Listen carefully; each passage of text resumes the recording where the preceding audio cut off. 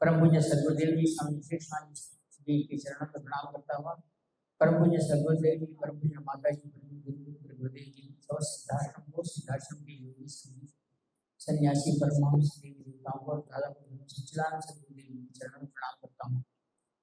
हमारे परम पूज्य सदगुरुदेव जी का जन्मदिन सिद्धाश्रम में भी मनाया जाता है और पूर्ण और बहुत ही श्रेष्ठ तरीके से मनाया जाता है। मैंने आपको बहुत बार कहा है तो मुझे आकर मिलो या ना मिलो, लेकिन इतनी बात याद रखना, गुरु जन्मोत्सव और गुरु पूर्णिमा निश्चित रूप से आपको शिष्य का ऋण మీకు నేను ఎప్పుడు కోరలేదు. ప్రతి సంవత్సరంలో గురు రుణం తీసుకోవాలనుకుంటే మీరు గురుజీ పుట్టినరోజు కార్యక్రమానికి మరియు గురుజీ గురు పూర్ణిమ కార్యక్రమానికి తప్పకుండా గురువుని కలవడానికి వస్తారని ఆశిస్తున్నాను. అది గురు రుణం తీసుకోవడానికి ఒక మార్గం. गुरु ऋणम आ विधंगाने तीरुतुंदी कनुक रावलेनु। मैं आज सुबह कम लोगों को देखकर, कम रुद्राक्ष थे तो एक साधना बोल दिया, अभी रुद्राक्ष नहीं है, जो बाद में आए, क्योंकि लोगों को देखकर कभी कभी काम नहीं है। खाना जितने लोग आए, खाना पक गया, खाना खा लिया, खाने वाले जिनको रुद्राक्ष मिला है, मैं कुछ नहीं कर सकता। इसलिए मैं सुबह जो आए थे लोगों को भाग्यवान कर रहा था। अपने दूसरे लोग आए थे तो सौभाग्यवान है, सुबह जो आए थे वो भाग्यवान है, अभी जो आए वो सौभाग्यवान है बहुत। కనుక నేను చెప్పేది ఏంటంటే ప్రొద్దున ఒక సాధన ఇచ్చినాను అందరికీ రుద్రాక్ష మూలకంగా.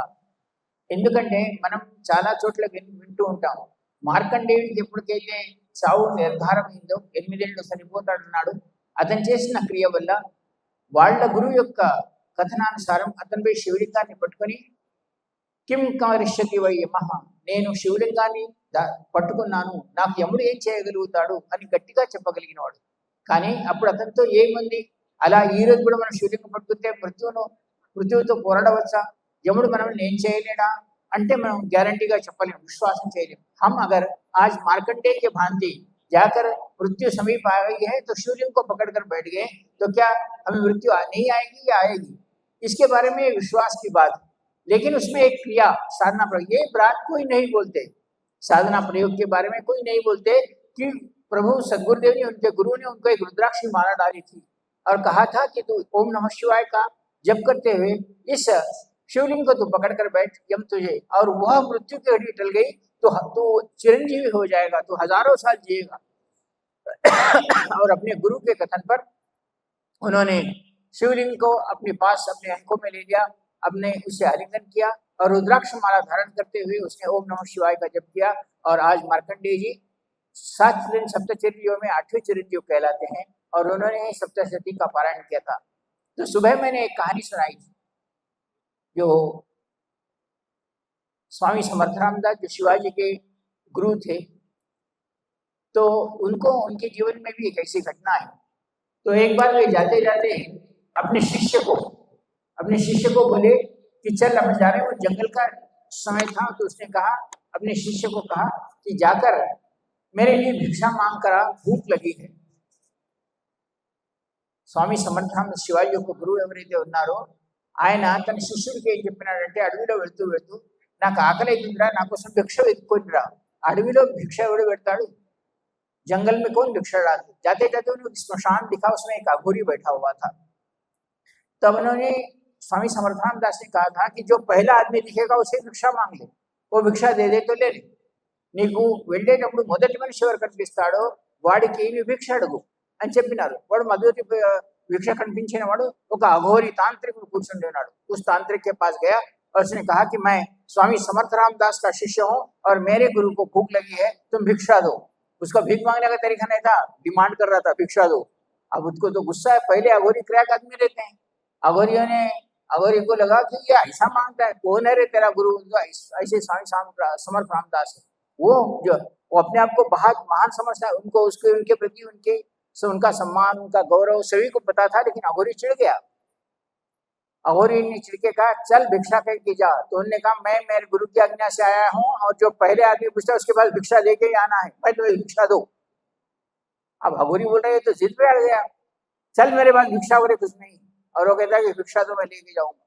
बात आई गई हो गई, आखिर में उसके जब పూరే తపస్యామే అఘోర కృత్యమే అడచన నిర్మాణ हो रही थी ఆయన అఘోరి యొక్క విద్వానంలో ఈయన భిక్ష అడుగుతున్నాడు ఆయన ఇస్తలేడు కోపానికి వచ్చేసి ఆయన అన్నాడు కదా ఒరే ఇంకా ఒక 5 నిమిషాలు ఇక్కడ నిలబడ్డావా నేను నీకు జాగ్రత్త శపిస్తాను జాగ్రత్త అన్నాడు तू और 5 मिनट यहाँ रहा तो तेरे को श्राप देता हूँ बोला तो श्राप दे कुछ भी कर मैं मेरे गुरु की तरफ से आया हूँ मुझे भिक्षा लेकर ही जाना है लेकिन उसने नहीं समझा था कि ऐसा श्राप आएगा उसने कहा तू नहीं जा रहा है तो मैं तुझे श्राप देता हूँ कि कल की सुबह तू नहीं लिखेगा तू रात में मर जाएगा मैं तुझे श्राप देता हूँ अघोरी ने कहा अघोरी అన్నాడు కదా రేపు తెల్లవారుజామున సూర్యుడిని చూడవు నువ్వు చనిపోతావు అన్నాడు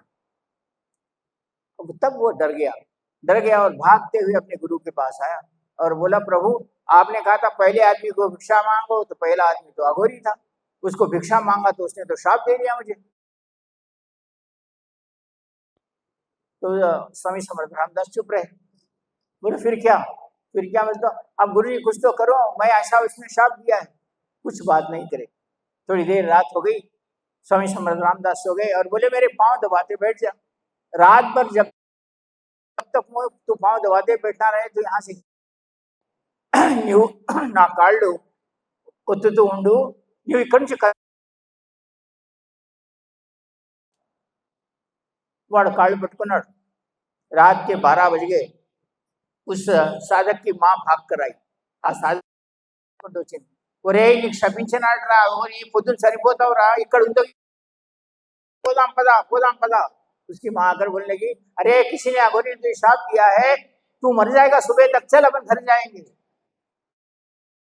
मेरे गुरु ने कहा है जब तक वो नहीं कहेंगे मैं उनका पाँव नहीं छोड़ना चाहिए उनका पाँव पकड़ और पाँव दबाते रहा वो बहुत देर तक चिल्लाई और वो चली गई बाद में डायरेक्ट मदर महाराज आए और बोले चलना है तेरी मृत्यु शिव जी की आज्ञा है कि तेरी मृत्यु हो जाएगी ले जाएंगे आ तल्ली चल నేను తీసుకొని పోతాను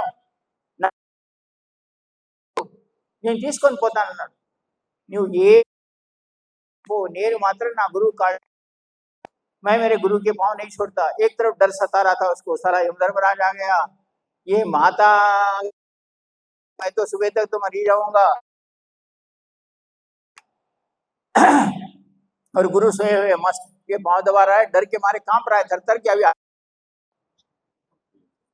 दबाते सुबह एकदम स्वामी समर्थ रामदास उठे अरे सुबह हो गई क्या उन्हें देखना है इప్పుడే తెల్లవారిందండి सो गए फिर पाँव दबा तब तक उठना नहीं है फिर 1 घंटे के बाद सुबह हो गई क्या हाँ गुरु जी बस आकाश सूरज उग रहा है फिर सो गए फिर थोड़ी देर के बाद अरे सुबह हो गई क्या अरे प्रभु सुबह सूर्य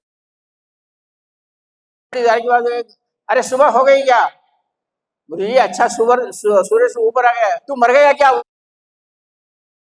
ऐसा ही पाँव दबा दिए बैठा मैं नहीं मरा ఒరే ప్రతి నిమిషం అడుగుతూ పోయినాడు గంటకు చచ్చిపోయినావు ఏమిరా ఉత్తి తెల్లవారిన తర్వాత అడుగుతూ పోయి 9 అయిన తర్వాత ఏమిరా తెల్లవారిందా సూర్యుడు పైకి వచ్చినాడు గురువా నువ్వు మరి నువ్వు చచ్చిపోయినావు ఏమిరా వాడు శాపంతో చచ్చిపోలేదు గురువా నీ ఇంకా బతికే ఉంది అప్పుడు అంటాడు కదా నువ్వు లేచి ఇప్పుడు లేవరా అన్నాడు లేచినాడు తన గురువు యొక్క కాళ్ళని పట్టుకొని अपने गुरु के पाँव पकड़कर रो रहा था तो उनके गुरु ने कहा अब एक काम कर क्या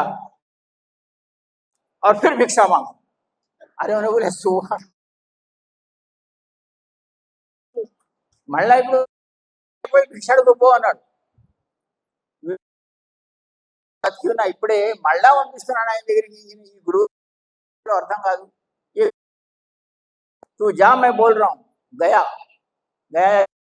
गौरी मेरे गुरु ने भिक्षा मांगी बचा हुआ है तेरा शाप मेरे गुरु के लिए क्या काम करता है तो उन्होंने बोले जाएंगे अघोरी आया और स्वामी समर्थानंद दास के चरणों में नमस्कार करते हुए कहा जिस अघोरी को सारा संसार यहाँ का क्षेत्र डरता है वहां तो हम कुछ काम नहीं हमारी गुरु शरण ही काम की और गुरु के शरणों में रहकर प्राप्त की और वो स्वामी समर्थानंद दास का शिष्य बना तो उस समय रामदास ने उसके गले में जो रुद्राक्ष दिया था और जो एक विशेष मंत्र को जप करने के लिए कहा था वह साधना मैंने थोड़े ही रुद्राक्ष थे अब जो नहीं आए हैं मैं उसके बारे में कुछ नहीं कहता जो आए हैं उन लोगों ने साधना संपन्न की है तो मैं इसके बाद में उनको शक्तिपात दीक्षा दूंगा जिन्हें 5 मानस पूर्ण किए इसके बाद बुलाता हूँ तो आज की सुबह की क्रिया हो गई अब रही बात ये कि हम कहता हूँ हर बार हम शिष्य कितने भी है సాధన కొరకు సాధన చేయమంటే నాకు నడుము వస్తుందండి, కడుపు వస్తుందండి, తల వస్తుందండి అని వాళ్ళకి నేను పర్వాలేదు కానీ సాధన చేయి. నా దగ్గరికి వచ్చేది ఉంటే సాధన చేయి, లేకుంటే చచ్చిపో. నేను దాన్ని బట్టి నువ్వు చచ్చిపో అనే గ్యారంటీ నాకుంది.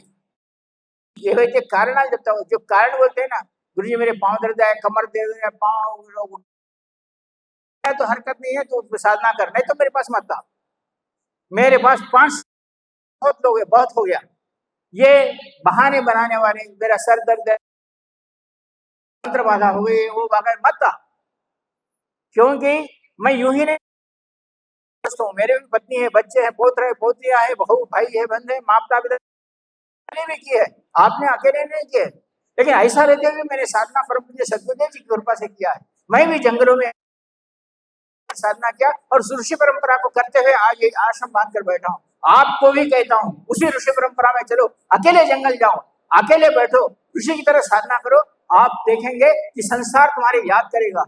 तुम्हारे पीछे हजारों लोग आएंगे कि तुम्हें మీరు కనుక నడిస్తే ఈ విధంగా మీ వెనకాల వేల మంది తిరుగుతారు. మీరు ఒక్కరు పోయి ఒకసారి సాధన చేసినట్టు నది ఒడ్డునే కానివ్వండి, అడవుల్లో కానీ, మీకే కాదు, ఒక్కొక్కప్పుడు మాట చెప్తున్నాను మీకు, శ్రీశైలం అడవుల్లో పోయి సాధన చేస్తున్నాను. మనం ఏదైతే శ్రీశైలం అడవిలో వెళ్ళి యొక్క సమాధి కూర్చొని సాధనా స్థలం దాని కింద ఇంకా వెళ్ళి సాధన చేస్తున్నాను. అయితే ఏమో తెలియదు, రాత్రి పోలీసు వాళ్ళు వచ్చినారు. వచ్చేసి నువ్వు నక్సలైట్ అన్నాడు. నువ్వు ఇక్కడ సాధన ఇప్పుడు ఏంటి, ఇంత యంగ్ साधना है. वो कहने लगे कि तू नक्सलाइट है, तू इस जंगल में अकेला बैठ के साधना कर रहा है, तू यंग है, चल तुझे पकड़ के ले जाते हैं. तो मैंने उनके कहा कि भाई मैं नहीं हूँ, मैं इस गुरु जी का शिष्य हूँ, मैं साधना करने के लिए आया हूँ और मैंने मेरी आइडेंटिटी दी कि मैं फलाने कभी साहब से बात कर, मैं नौकरी हूँ, सरकारी नौकर हूँ, आप मालूम कर ले सकते हैं. जब तो मैं तुम्हें कहता हूँ कि परेशानियां तुम्हें नहीं आती, परेशानियां मुझे भी आई. सांप बाघ मैं भी देखा हूँ. आज जो तुम्हारे सामने खड़ा हूँ उन सभी साधना करने के बाद खड़ा हूँ और आपको भी कह रहा हूँ कि ऐसा करके बताओ. तुम्हारे पीछे हजारों लोग आएंगे और तुम लोक कल्याण, तुम्हारा लोक कल्याण कर सकेंगे. तुम आज, मैं मेरे परिवार को भी चलाते हुए आज 100 परिवारों को लेके चलता हूँ. तो केवल गुरु कृपा है और वो साधना का ताकत है, साधना का बल है.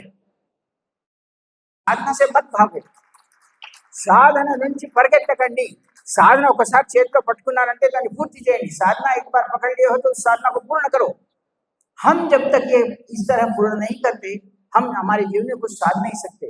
बहुत बार हम साधनाओं से मुख मोड़ लेते हैं. घर में ही सीधा साधना नहीं कर सकते तो जंगल में जाके क्या करें. जंगल में अपने को पहले से, जंगल में जाने से पहले से परेशानी शुरू हो जाती. गुरु जी जंगल में सांप तो नहीं आएगा, गुरु जी जंगल में बाघ तो नहीं, कितने कपड़े ले जाऊं, बिस्तर ले जाऊं क्या, पलंग ले जाऊं क्या, सो जा रहे हैं वहां जंगल में ले जाकर ये सब क्या घर बसाना है क्या, ये ऐसा सोचता है. कुछ नहीं, पानी पी के ले जा. పోయే ముందే అంత ఆలోచిస్తారు. గురువు ఒక బెడ్ తీసుకొని పోనా, ఒక మంచం తీసుకొని ఇక్కడ ఆగుతున్నాం, అక్కడ సాధన చేసుకుని పోవడం అంతే అనుకుంటున్నాం. అక్కడ వాడు ఇక్కడ నుంచి గురుజీ నా తిండి ఎట్లా, నేను తీసుకొస్తాను పోనీ, నువ్వు విశ్వాసం లేదు నేను తిండి తీసుకొస్తానంటే వాడు ఇక్కడి నుంచి ప్రశ్న అడుగుతూ ఉంటాడు, ఇలా ప్రశ్న అడుగుతూ ఉంటాడు. ఎప్పుడు కూడా సాధనకు వెళ్లే ముందు వీటన్నిటిని ముందర మన జీవితంలో పెట్టేసుకొని ముందర సాధనకు వెళ్ళాలి. సాధన చేసే ప్రక్రియను చేయాలి. गुरुजी जो कहते हैं उस साधना को करते हुए आगे बढ़ना चाहिए. हम ये प्रश्न करना हम हमारे जीवन में छोड़ दें. ऐसा नहीं कि हमारे जीवन में हुआ नहीं. अब तुम्हें सब लोगों को पता है इस संसार में एकलव्य नाम का निषाद राजा का पुत्र हुआ. वो निषाद राजा का पुत्र बचपन से ही बाण विद्या जानता था. धनुष की विद्या, बाण विद्या को प्रयत्न करता था. बहुत बाण विद्या किया और बहुत हुआ. तो अपने पिताजी को पूछता है कि प्रभु इस संसार में कौन सा ऐसा गुरु है जो श्रेष्ठ है धनुर्विद्या में, उसका नाम बताओ. तो निषाद राजा ने कहा इस संसार में प्रथम अगर बता दूं तो द्रोणाचार्य से बढ़कर कोई धनुर्विद्या में श्रेष्ठ गुरु नहीं है. तो उसने अपने पिताजी से आज्ञा मांगी, नमस्कार किया और कहा कि मैं द्रोणाचार्य गुरु जी के पास विद्या सीखता हूँ. और वो निकला. అతను అడిగినాడు ఈ ప్రపంచంలో ధనుర్విద్య చెప్పేవాడు ఎవడైనా శ్రేష్ఠ గురువు ఉన్నాడా అంటే ద్రోణాచార్యుల వారు ఉన్నారు, వారే ధనుర్విద్యలో శ్రేష్టమైన గురువులు. అయితే తన తండ్రిని అడుగుతాడు కదా, నేను ఆయన పోయి ఆయన దగ్గర గురు దీక్ష తీసుకుంటాను, ఆయన దగ్గర నేర్చుకుంటాను ఈ విద్యను అని తండ్రి యొక్క ఆజ్ఞ తీసుకొని బయలుదేరుతాడు. जब धनुर्विद्या के लिए वो आगे बढ़े और ढूंढते ढूंढते द्रोणाचार्य जी के पास गए और उन्होंने द्रोणाचार्य जी को साष्टांग प्रणाम किया। उन्होंने जो फल फूल लाए थे उनके चरणों में समर्पित किए और खड़े हो गया। पूछने लगा कि द्रोणाचार्य जी, मैं फलाने निषाद राजा का पुत्र हूँ जो जंगल में रहते हैं, उनका पुत्र हूँ और मैं आपसे धनुर्विद्या सीखने के लिए आया हूँ। उनके द्रोणाचार्य के इधर और उधर अगल बगल में पांडुपुत्र थे, भीमार्जुन नकुल सहदेव आदि, इधर दुर्योधन आदि सब थे और वहां आकर नमस्कार करके पूछ रहा था। तो द्रोणाचार्य 1 मिनट के लिए देखते रहे और द्रोणाचार्य बहुत देर अर्जुन की तरफ देखा, इनकी तरफ देखा, ये जंगली आदमी यहाँ आकर मुझे धनुर्विद्या पूछ रहा है। तो उन्होंने कहा कि निषाद पुत्र, तुम जो कोई भी हो, मैंने कुरुवंश में इस कुरुवंश के राजा को वचन दिया है कि मैं केवल धनुर्विद्या क्षत्रियों को ही सिखाऊंगा। నేను ధనుర్విద్యను క్షత్రియులకు మాత్రమే నేర్పుతాను, వేరేలకు నేర్పను, इसलिए मैं तुम्हें विद्या नहीं दे सकता। एकलव्युడు చాలా ఒకటేసారి निराश చెందినాడు, बहुत नाराज हो गए एकलव्य और कहा कि अब जब गुरु ने कहा है कि मैं धनुर्विद्या तुम्हें नहीं दे सकता, केवल उन्हीं लोगों को क्षत्रियों को देता हूँ, तो एकलव्य तो परेशान हो गए और एकलव्य अपने पास से चले जाते हुए उन्होंने अपने गुरु को नमस्कार किया और चले गए। पिताजी के पास आए तो बहुत दिनों तक 2-3 दिन तक वो बिना खाए बैठे। तो राजा ने पूछा, पुत्र तू बिना खाए हुए बैठा हुआ, क्या बात है? తినకుండా కూర్చున్నావు ఏమిరా, ఇలా ఆకలిగా కూర్చున్నావు ఏమిటంటే, నాకు ద్రోణాచార్యుల వారు కేవలం క్షత్రియులకు మాత్రమే ధనుర్విద్య ఇస్తారట, నాకు ఇవ్వనని చెప్పినారు, నాకు ధనుర్విద్య మీద మోజు ఉంది, నేను ఎక్కడ నేర్చుకోవాలి ఇప్పుడు అని అడిగినాడు. అప్పుడేమన్నాడు, నిషాదరాజు అన్నాడు కదా, ఎవరికి లేనివాడు వాడు దేవుడు ఉన్నాడు రా, నీకెందుకు అని అన్నాడు. నువ్వు ఆయన తలుచుకుని ధనుర్విద్యను ఆరంభం చేసి చూద్దామన్నాడు. तू अपने को कोई नहीं है तो भगवान है ऊपर वाला, तो उनको स्मरण करते हुए धनुर्विद्या को सीख, धनुर्विद्या करते जा।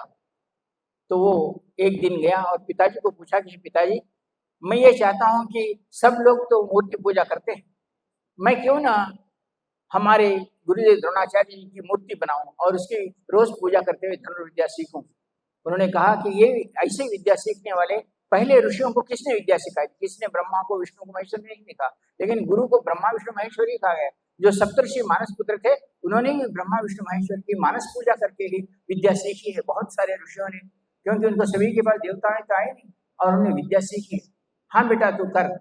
तो उन्होंने कहा कि इस विद्या को सीखने के लिए मुझे क्या करना है? तो उन्होंने कहा इस संसार में बेटा 2 ही अच्छी है, एक नदी या तालाब की मिट्टी जिसमें किसी ने पांव ना रखा हो, जैसे जिसमें कमल रहते हो, जिसमें कमल खिलते हो, ऐसी मिट्टी से मूर्ति बना, या तो फिर इस संसार में सबसे काली लकड़ी या काला पत्थर या काली मिट्टी, इससे बनाई गई मूर्तियां, उसमें प्राण प्रतिष्ठा होती है, उसमें ही फूल उगता है, उसमें ही एक प्रकार का सुवास आता है, उस प्रकार में एक सुगंध आता है, और इन वृक्षों से, इन मिट्टियों से बनाया हुआ विग्रह मूर्ति श्रेष्ठ कहला जाती है।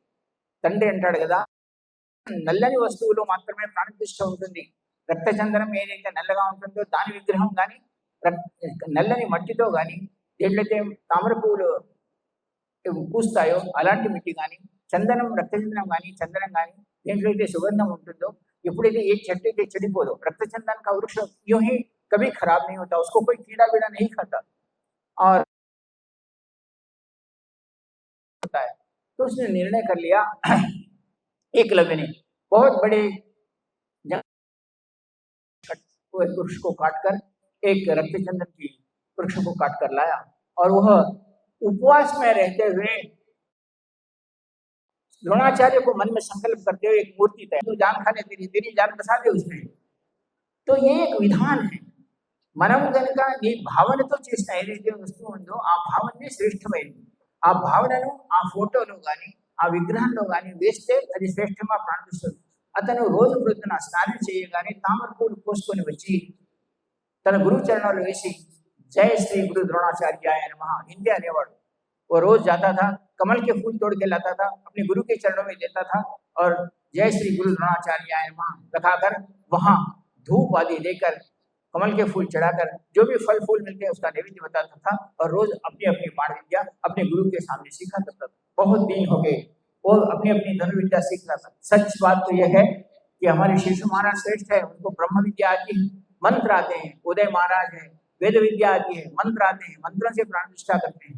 पर बेचारा उसको ना मूर्ति में प्राण प्रतिष्ठा आती है ना। हाँ, अब उन्होंने हमारे शिशु महाराज का ब्रह्मास्त्र का मंत्र बोलेंगे, नारायणास्त्र का मंत्र बोलेंगे, पाशुपतास्त्र का मंत्र बोलेंगे। और उस बेचारे एकलव्य को कौन पाशुपतास्त्र का मंत्र बोलेगा, कौन ब्रह्मास्त्र, कौन नारायणास्त्र का मंत्र बोलेगा? उसके पास तो कुछ नहीं, केवल हर बाण को लेता था, जय गुरु द्रोणाचार्य नमः। आज इस बाण में मेरे गुरु जी की जितनी भी शक्ति है इस बाण में आ जाए और द्रोणाचार्य क्या बाण हो जाए, ऐसा बोलता था। केवल उस प्राण प्रतिष्ठा उस बाण में उस द्रोणाचार्य के मंत्र को होता था और द्रोणाचार्य की शक्तियां इसमें निहित हो जाए और मेरे इस प्राण में शक्ति आ जाए, मैं जो लक्ष्य भेज रहा हूँ उस लक्ष्य का भेद हो, ऐसा करते उसने विद्याएं सीखी, विद्या सीख के गया। तो बात ऐसी हुई कि एक बार पांडवों को लेकर उसी जंगल से द्रोणाचार्य अपने सभी शिष्यों के सामने एक बहुत बड़ा कुत्ता भौंकते हुए जोर जोर से उनके ऊपर आने लगा। तो वो देखकर अर्जुन ने उसके ऊपर बाण चढ़ाने की प्रक्रिया की और बाण चढ़ाने ही वाला था। तो उतने में निषाद पुत्र एकलव्य को पता चला कि उसके जंगल में गुरुजी उनके शिष्यों के साथ आ रहे हैं और जब ही वो पास पहुंचता है तो उतनी दूर में कुत्ता भौंकते हुए आ रहा है। तो एकलव्य ने बाण निकाल कर उस कुत्ते में इतने मारा कि 4-5 बाण मार दिया, एक के पीछे एक, और वो कुत्ते का भौंकना रुक गया। वो जाके कंठ में बाण लगे, कंठ में जैसा भौंक रहा था वैसा कंठ में जाके बाण लगे। अर्जुन के हाथ में बाण वैसा ही था और उसको तो बाण लगे। अर्जुन ने फिर बाण उसको मारने गया तो जाके उसके मस्तक पर लगा कुत्ते पर, लेकिन एकलव्य का बाण उसके कंठ में जाकर लगा। उधर से अर्जुन भी आए, इधर से आए, गुरु भी आए और देखा। अर्जुन ने देखा ये कौन है, इसने तो जहां से आवाज आई जैसे भौंक रहा था उस कंठ में उसने बाण मारा है, ये तो विद्या मैं नहीं जानता। ఆయన కంఠంలో బాణం వదిలినాడు, నేను కొట్టిన బాణం తలపై తాకింది, ఈ కంఠంలో వదిలే బాణం ఎక్కడి నుంచి వచ్చేది, దాన్ని శబ్దవీధి క్రియ అంటారు. అంటే ఎక్కడైతే శబ్దం వచ్చిందో ఆ శబ్దానికి బాణంతో గురిది కొడతారు. ఈ విద్య దశరథుని దగ్గర ఉంటుంది. శ్రవణ కుమారుడు ఎప్పుడే నీళ్లు నింపుతున్నాడో అప్పుడు ఆ నీళ్లు ఏదో జింకనో ఏమో నీళ్లు తాగుతుందని బాణం వదిలిన దాన్ని శ్రవణ కుమారుడికి బాణం తాకి చనిపోయిన విద్య మనకు రామాయణంలో దొరుకుతుంది. శబ్దవీధి అంటే ఎక్కడైతే శబ్దం వస్తుందో ఆ శబ్దం వచ్చే దగ్గరే బాణం కొడతారు. ఆ బాణం అలా కొట్టిన ఏకలవ్యుడు ఆ కుక్కను ఆపేసి कुక్క దగ్గరికి వచ్చి కుక్క దగ్గర తీసుకుని निमृतु उस कुत्ते को नजदीक लेकर उसको सहराते हुए उन्होंने एक एक बाण उसके कंधे से निकाला। फिर कुत्ता जैसा का वैसा था उसको मारने लगा। जो अर्जुन का बाण था गलत लगा था, यहाँ लगा था, उसको भी लगा और उसने लग दिया। द्रोणाचार्य की तरफ अर्जुन ने देखा और कहा कि प्रभु ये क्या चीज है, इसने उसके कंठ में कैसे बाण मारे, वो भौंक रहा था और उसका आवाज कैसे बंद किया और मेरा बाण क्यों नहीं लगा। तो द्रोणाचार्य ने कहा वो शब्द भी विद्या, जहां से शब्द आया है उस शब्द को ही मारने की विद्या है। प्रभु आपने मेरे को ये विद्या नहीं सिखाई। तो द्रोणाचार्य पहले तो आश्चर्य में रह गए, क्योंकि उन्होंने अर्जुन को वचन दिया था कि संसार में सबसे बड़ा धनुर्विद्या का शिष्य तुझे बनाऊंगा, लेकिन ये तो उससे भी बहुत ही श्रेष्ठ निकला। उन्होंने कहा कि ये विद्या तुमने कहाँ से सीखी। तो उन्हें नमस्कार करते हुए कहा मैंने मेरे गुरु द्रोणाचार्य से सीखी। अब अर्जुन को तो गुस्सा पारा यहाँ चढ़ गया, मैं साथ में बैठा हुआ हूँ और इसने द्रोणाचार्य क्या छुट्टी विद्या सिखा रहे थे इसको, मेरे को छोड़ के ऐसे विद्या सिखाए। अपने गुरु पर रूठ गए। अर्जुन जाके बाजू में खड़े रहे। अर्जुन వేరే రోజు రాత్రి విద్య నేర్పి వచ్చి ఆడాయని వీడికి విద్య నేర్పినా నాకు విద్య రాదు. అప్పుడు ద్రోణాచార్యుడు ఇంకా అర్జున్ శిష్యుడు ఆయన కాకుండా వీడు నేర్పాలంటే రేపటి రాజ్యాల్లో తిండి బంద్ అయిపోతుంది. వాడు తిండి పెట్టి అర్జునుడికి కనుక నేను కనుక బాణ నేర్ప నేను ఎప్పుడు విద్య నేర్పినాను రా నీకు అని అన్నాడు. उसको बुलाकर मैं कब तेरे को विद्या सिखाया, प्रभु आपके चरणों में प्रणाम करता हूँ, आइए। हो गया, खास सुगरे डालकर बिठाया और उस मूर्ति को बनाया जिसने उसने मूर्ति बनाई थी और कहा रोज आपका नाम लेते हुए मैं पूजा करते हुए इस धनुर्विद्या को सीख रहा हूँ। तो इस मूर्ति ने धनुर्विद्या सिखाई। हाँ बोले धनुर्विद्या इस मूर्ति ने सिखाई। अर्जुन की तरफ फिर देखा, अर्जुन ने देखा साक्षात आप मेरे पास खड़े हैं और मेरे को विद्या नहीं आती और आपकी मूर्ति विद्या। फिर रूठ गया, మరి వెళ్ళిపోయినాడు. ఏంటంటే నేను సాక్షాత్గా మీరు నాతో గురువు ఉన్నారు, వీడు మూర్తి పూజ చేసి నాకంటే విద్య విలువైనవాడా. तो उसने बोला अरे तुझे आती है तो एक बार कौन से मंत्र से इस शब्दविधि बाण का कौन से मंत्र से तूने ये बाण को मारा है और विद्या रुक गई, ये मंत्र ఓం గురు ద్రోణాచార్యాయ నమః అన్నాను అని ద్రోణాచార్యుడు శక్తి బాణంలో రాని వాడు కొట్టుకున్నాను కొట్టేశాడు. సాగినాడు. అరే ఈ మంత్రం నాకు చెప్పలేదు అన్నాడు అర్జునుడు. నువ్వు బ్రహ్మాస్త్ర విద్య నేర్పినావు, నారాయణాస్త్ర విద్య నేర్పినావు, ఈ విద్య ఎందుకు నేర్పలేదు అన్నాడు. అరే ఇది నా మంత్రం కాదురా, వాడే అంటాడు, వాడు మనసు అంటాడు, వాడు మనసులో అంటే మంత్రం వచ్చేస్తుందా? అరే వాడి భావనలు, వాడు భక్తిరా, వాడు భక్తితో అన్నాడు, వాడు భక్తి అంటే నాకు భక్తి లేదా? అది మీద ఉన్నదిరా. వాడు अर्जुन ఎంత చెప్పినా వినడు. कि मैं ये द्रोणाचार्य है मंत्र मेरे को क्यों नहीं बोले? अरे मैं नहीं बोला, ये मेरा मंत्र नहीं है रे, वो नहीं बोल रहा उसके, मेरे को नहीं पता है। ऐसा द्रोणाचार्य कहते, वैसा कैसा बोल सकते हैं? मूर्ति भी वही करता है, मंत्र भी वही बोलता है, बाण आप मेरे पास रह के कुछ नहीं बोलते, ऐसी विद्या इसको सिखाते हो। अब द्रोणाचार्य को लगा कि मैं क्या करूं, इसको कैसा समझाऊं अर्जुन को, अर्जुन नहीं समझ रहा है। द्रोणाचार्य ने कहा तू चुप बैठ जा, मैं देखता हूं। उसके पास गए। अब समझ में नहीं आता, सारे पंच पांडव कुरुवंश के सभी लोग एक अपने इस तरह से देख रहे थे।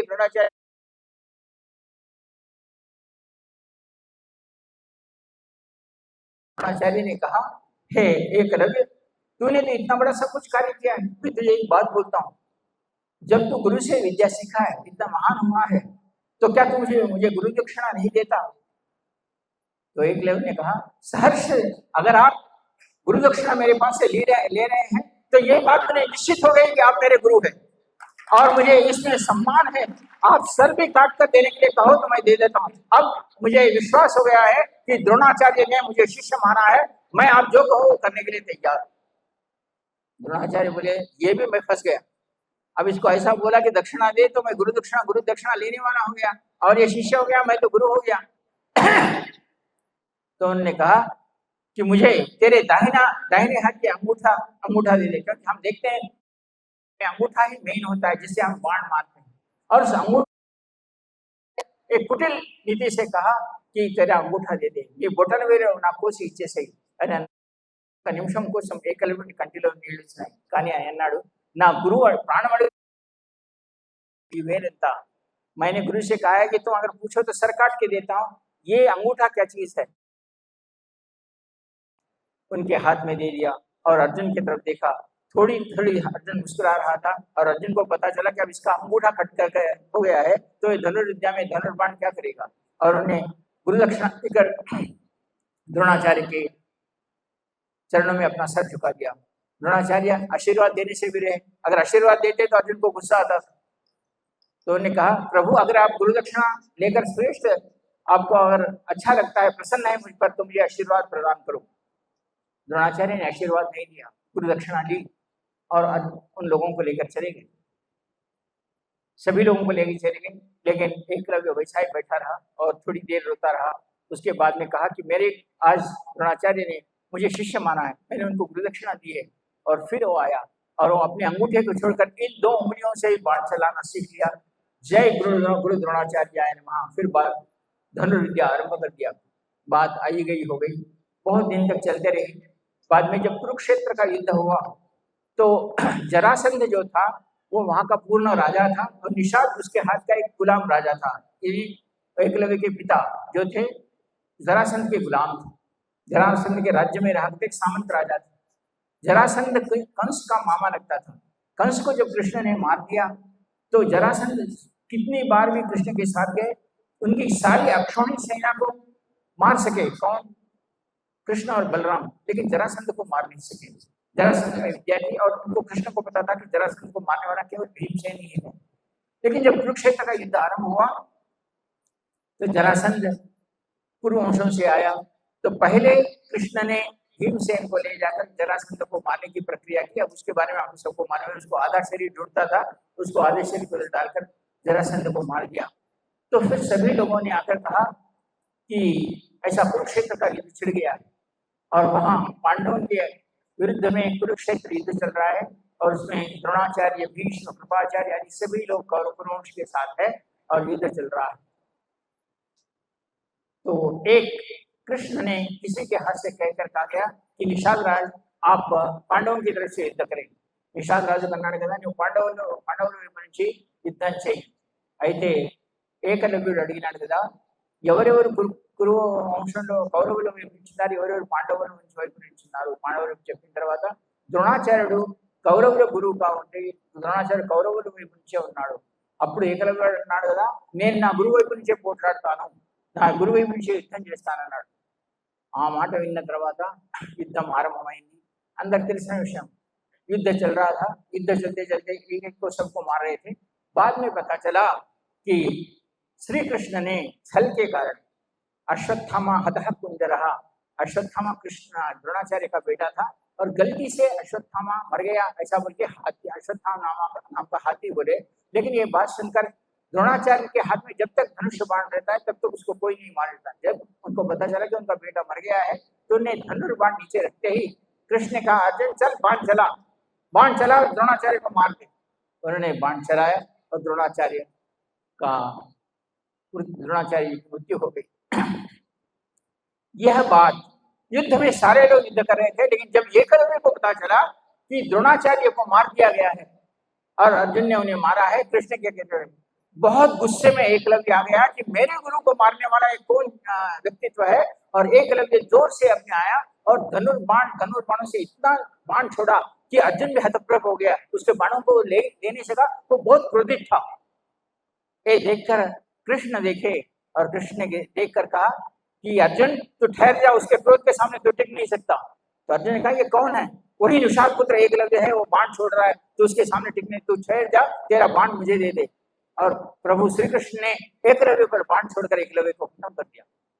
కృష్ణుడు స్వయంగా బాణం అర్జునుడికి తీసుకొని నువ్వు అర్జునుడిని చంపలేవురా, నేను చంపుతాను అని కృష్ణుడు బాణం చేసి ఏకలవ్యుడిని చంపేసినాడు. ఏకలవ్యుడు చనిపోయిన తర్వాత అక్కడ ఆ ముగిసిన తర్వాత కృష్ణుడు వచ్చి అర్జునుడికి అంటాడు, అర్జునుడు అంటాడు కృష్ణుడికి, ఏకలవ్యుడిలో ఇంతే ఉంది తండ్రి అంటే అప్పుడు శ్రీకృష్ణుడు ఏం మాట్లాడకుండా ఉంటాడు, ఏం మాట్లాడు.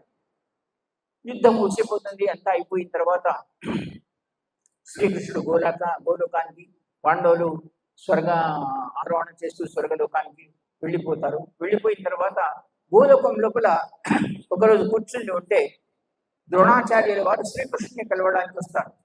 శ్రీకృష్ణుని కలవడానికి గోలోకంలో వస్తారు. द्रोणाचार्य सब युद्ध सब समाप्त होने के बाद द्रोणाचार्य श्री कृष्ण परमात्मा को, भगवान को मिलने के लिए गोलोक में आते हैं। ये तो पांडव तो स्वर्गारोहण करते हुए स्वर्ग को चले गए और श्री कृष्ण अपने राधा के साथ गोलोक में वास करते थे। कृष्ण के मिलने के लिए द्रोणाचार्य आए, अपने सभी शिष्यों को लेकर आए। तो वहां कृष्ण ने द्वार पर उनका बोला, उनको स्वागत किया, अंदर आए तो देखते क्या है कि एक सिंहासन पर एक नया व्यक्तित्व, एक नया आदमी किरीट वगैरह धारण करके गोलोक में बैठा हुआ है। ఒక కొత్త వ్యక్తి గోలోకంలో కూర్చుని ఉన్నాడు. శ్రీకృష్ణుడు చూడడానికి గోలోకం ఎందుకంటే పాండవులంతా స్వర్గానికి వెళ్ళినారు. గోలోకం లోపల రాధాతో ప్రేమించిన వాళ్ళు, కృష్ణుని ప్రేమించిన వాళ్ళు మాత్రమే ఉన్నారు. న్యాయం ధర్మం ఎక్కడుందో శ్రీకృష్ణుడు వాళ్ళందరినీ తన చెరువున చేర్చుకున్నాడు, తన దగ్గరికి తీసుకున్నాడు. న్యాయ धर्म जहाँ है कृष्ण ने उनको अपनाया। तब अंदर जैसे ही द्रोणाचार्य आए, देखे कि कृष्ण के बगल में बहुत सारे सिंहासन में, एक सिंहासन में एक दिव्य आदमी बैठा। द्रोणाचार्य को लगा कि इसको तो कहीं मैं देखा है, इसको कहीं मैंने देखा है। तो वो व्यक्ति तो जैसा ही द्रोणाचार्य को देखा वो उठकर खड़ा हो गया। तो द्रोणाचार्य ने कहा, प्रभु ये कौन व्यक्तित्व है? तो कृष्ण हंसे। अर्जुन ने पूछा ये कौन व्यक्तित्व है? तो बोला यह एकलव्य है जो मेरे पास आया है। उनके आश्चर्य का ठिकाना न रहा द्रोणाचार्य का कि एकलव्य गोलोक में और हम स्वर्ग में जा रहे हैं, आप स्वर्ग से नीचे आ सकते हैं, आपने इसको अंदर कैसे आने दिया? श्री कृष्ण कहते हैं, हे द्रोणाचार्य, मैं अधर्म को और अन्याय को सहन नहीं कर सकता हूं, के साथ चला मैं उसका ही व्यक्तित्व हूं। तो बोले हमारे से क्या, मैंने कौन सा अन्याय किया? और मैं, अर्जुन ने कहा, प्रभु मैं तो आपके साथ था, मैं कौन सा अन्याय किया, मैं कौन सा अधर्म किया? तो अर्जुन को देखकर श्री कृष्ण कहते हैं कि अर्जुन एक बात सुन, द्रोणाचार्य तेरे धनुर्विद्या के गुरु थे और तूने मेरे कहने पर उस गुरु को तूने ही मारा, ये बात जानता है। और तुझे पता है एकलव्य क्या कहता है, उस समय मेरे गुरु जिधर युद्ध कर रहे हैं मैं मेरे गुरु की तरफ से युद्ध करता हूं, और युद्ध किया। जब द्रोणाचार्य को पहला व्यक्तित्व था जो मेरे गुरु को मारने के लिए मैं उसको मार दूंगा कहकर भाग के आने वाला एकलव्य था। कि एकलव्य में जो गुस्सा वो तुझे छोड़ता नहीं था, वो तुझे किसी प्रकार का मारकर ही मर सकता था, एकलव्य था। मुझे तेरी रक्षा करनी थी क्योंकि मैं तेरा बाद में जो गुरु बना की जो क्रिया हुई थी, मैंने मेरे बाण से लेकर एकलव्य को मारा। गोलोक ही आता है जो मेरे हाथ से नहीं मरा, वो स्वर्ग को जाता है, और एकलव्य को मैंने मारा है, इसलिए वो बोल।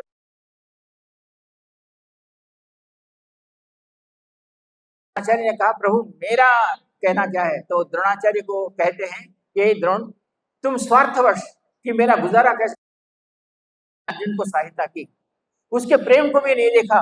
जिस दिन आप उसकी मूर्ति की पूजा देखकर गए थे, उस दिन उसके बाद से तुम स्वार्थवश तुमने उसका, इसलिए तुम स्वर्ग की ओर गए और मेरे हाथ से मरा हुआ एकलव्य मेरे इस गोलोक में वास करता है, इस गोलोक में वो वास करेगा। उस समय भी एकलव्य उठकर खड़ा हो गया और भगवान श्री कृष्ण के चरणों में नमस्कार करते हुए आकर कहता है प्रभु मुझे क्षमा कीजिए, जहां मेरे गुरु का वास गोलोक में नहीं है, मैं यहाँ रहने के लिए तैयार नहीं हूँ, मुझे वहीं भेज दो जहां मेरे गुरु है। अब उस समय द्रोणाचार्य के आंखों से आंसू छिलके और द्रोणाचार्य ने सर नीचा करके देखा और अर्जुन ने भी अपना सर नीचा कर लिया और कहा कि प्रभु लीला आपकी श्रेष्ठ है, हम तो नहीं जानते कि इतना गुरु भक्त हमने पहले कभी देखा है न देखे।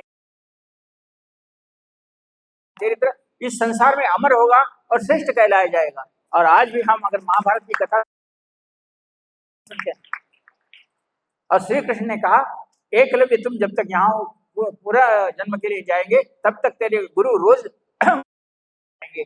तो अर्जुन कहता है कि मेरा क्या? तो अर्जुन को कहते हैं कि तू तो नर नारायण के पीछे है, तू तो तेरे स्वर्ग में जा, फिर जन्म ले, मुझे तेरे बारे में कुछ लेना जाना है, फिर जन्म लेगा तू और एकलव्य मेरे साथ रहेगा, मैं उसको जिस दिन जन्म से भेज दूंगा भेज दूंगा। इस प्रकार मैं आपको कहता हूँ चाहे गुरु द्रोह भी करता हो लेकिन तुम्हारी भक्ति श्रेष्ठ हो तो गुरु को भी झुकना पड़ेगा, इतनी बात याद रखो। जिस दिन गुरु स्वार्थवश जिएगा, अगर शिष्य निष्ठा के साथ है, शिष्य में श्रेष्ठता है, शिष्य अपनी विश्वास है, तो वो उस गुरु को भी झुकना है जो निष्ठावान है। हम इससे ये सीखते हैं। हम आजकल देखते हैं कि संसार में अपने को गुरु तो बहुत सारे लोग मिलते हैं, गुरु जी मैंने फलाने गुरु से लिया, फलाने गुरु से लिया, फलाना गुरु जाते ऐसा। गुरु शब्द से प्रेम करो, गुरु शरीर से नहीं। गुरु शब्द को गुरु कहो, तुम्हारे अच्छे गुरु, बुरे कामों में तुम्हारे साथ देने वाले को गुरु कहो, देने वाले को गुरु कहो, तुम्हारे को संतोष प्रदान करने वाले को गुरु कहो। तुम्हें कष्ट जरूर देता होगा लेकिन वो तुम्हारे जीवन करने वाला। क्या एकलव्य का बात थी, लेकिन उसने गुरु को प्रति विश्वास करा। तुम्हारा कर्तव्य तुम करो, कृष्ण वंदे जगत गुरु जैसे कहते हैं, कृष्ण वो धर्म को न्याय करने वाले तुम्हारा सारा आनंद देंगे अगर तुम गुरु के प्रति निष्ठावान हो। तुम्हें गुरु के प्रति विश्वास करना है।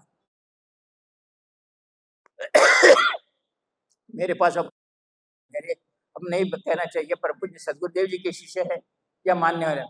गुरु जी ऐसा नहीं हो सकता क्या 5 दिन में हम साधना करना पड़े 10 दिन में कर सकते हैं क्या? अरे गुरु के वचन को तो मानो। गुरु स्फटिक माला नहीं है तो चंदन माला से कर सकता है क्या? ये वहां से आरंभ हो जाता है। यहाँ से आरंभ होके क्या करता है, उसको 51 माला बोलो तो गुरु जी 5 माला से नहीं हो सकता कि मेरे को ऑफिस है। अब गुरु क्या सर फोड़ ले इसके? क्या करें? साधना करते समय వాళ్ళ ఎంత కావాలో అంత ఎందుకు నడవరా నాయన పరిగెత్తుంది నేను పరిగెత్తు పో. గురు వాక్యాన్ని ఆరంభం చేయకుండా ఇవన్నీ అడుగుతుంటారు. గురువు ఒకసారి మాట్లాడిన తర్వాత దాన్ని పాటిస్తారు అన్నవాళ్ళు నీవు ఎక్కడ కాకుండా నీ మనసు దగ్గర పెట్టుకొని విశ్వాసంతో ఈయన నా గురువు నా జీవితంలో జ్ఞాన నా గురువు రమ్మన్నప్పుడు వెళ్తాను అని అనుకుని నువ్వు నడిచినావంటే దేవుడైనా సరే నీవు अन्याय చేసిన వాడు ఎవరు కూడా श्रेष्ठ కాదు। करने वाला भी चाहे कोई भी हो उसे सर झुकाए, लेकिन तुम्हारा के प्रति उस गुरु शब्द के प्रति उस गुरु निष्ठा के प्रति उस गुरु देवता के प्रति हमारी निष्ठा श्रेष्ठवान हो भाग्यवान हो तो वह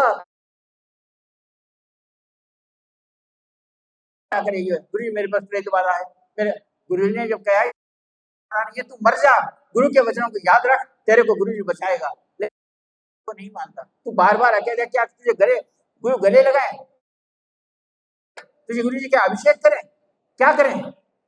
तू तेरे कर्मों का फल देने के लिए उसे थोड़ी काट के देने वाला एकलव्य अगर उसने अंगूठा काट के नहीं देता तो अब क्या आज से होता था, तो गुरु के वचन को मानकर चल, तो श्रेष्ठ बनने में जो तेरा नाम लिखा जाए, तो उतना श्रेष्ठ। रामकृष्ण परमहंस को देखते विवेकानंद एक ही बेटा अपने माँ बाप, वैसे उसको रामकृष्ण परमहंस ने कहा तो संन्यास ले ले, बाप को कौन देखेगा, बहन की शादी कौन करेगी। के लिए विवेकानंद ने विचार नहीं किया और रामकृष्ण परमहंस के वचनों पर कहा कि मैं संन्यास, गुरु का वचन ने पालन किया था। हम जब तक ये गुरु के वचनों को पालन करने की विद्या नहीं सीखते, गुरु जैसे चाहे मर जाना पड़े, हमारे पुण्य का विचार नहीं करना चाहिए।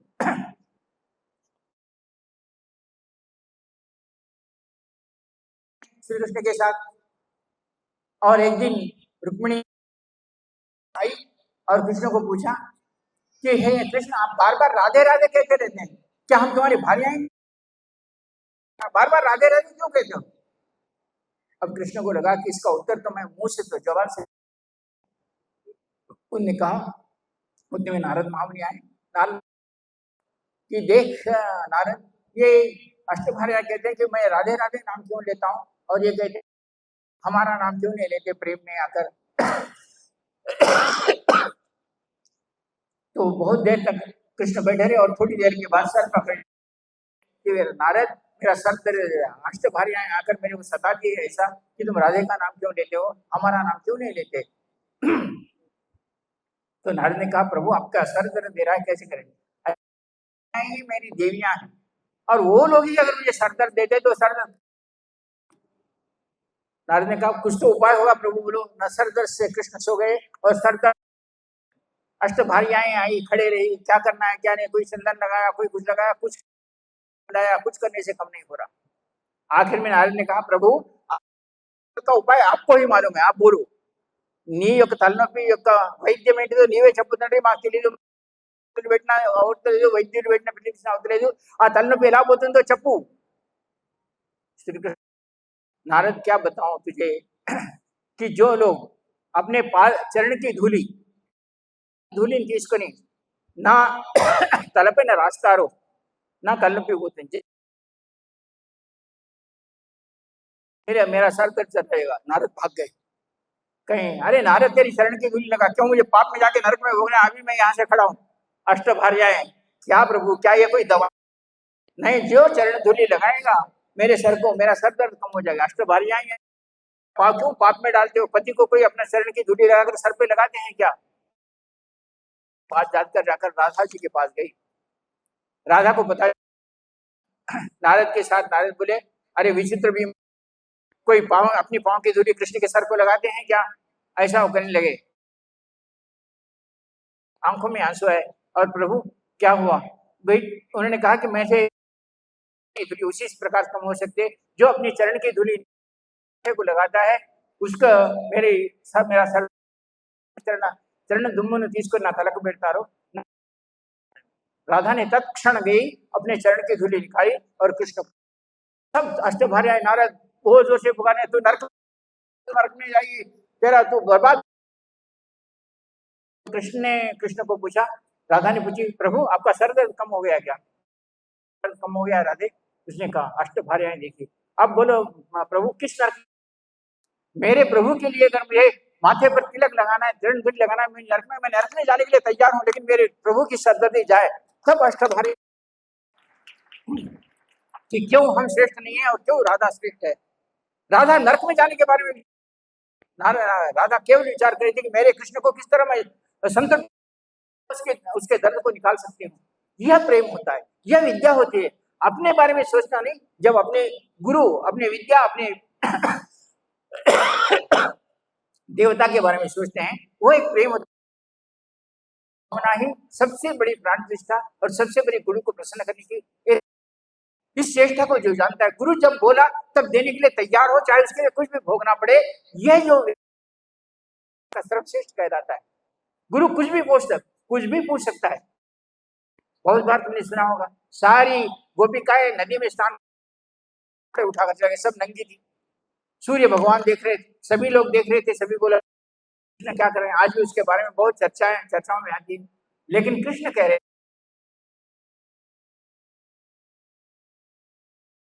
वो भी तुम्हें नंगे दिख रही है, सूर्य भगवान भी नंगे देख रहे हैं, या यमुना के किनारे पशु पक्षी नंगे देख रहे हैं, यहाँ जो वृक्ष है वो नंगे देख रहे हैं, और जिसके कारण उनमें जो उन्मत्तता आई है उस उन्मत्तता को कम करने के लिए मैं तुम्हें देख रहा हूँ, ये लो तुम्हारे कपड़े तुम्हें देता हूँ, और गोपिकाओं को कपड़े देकर उसके वो नंगेपन की भावना निकाल ली, और उन गोपिकाओं को अपना प्रीति कर अपने प्रेम के साथ उनको सभी लोग लेकर गोलोक को चले गए। ये कृष्ण थे। कृष्ण की इस वास्तविकता को कोई नहीं जानते कि कृष्ण ऐसा उनको नंगेपन में क्यों देखा।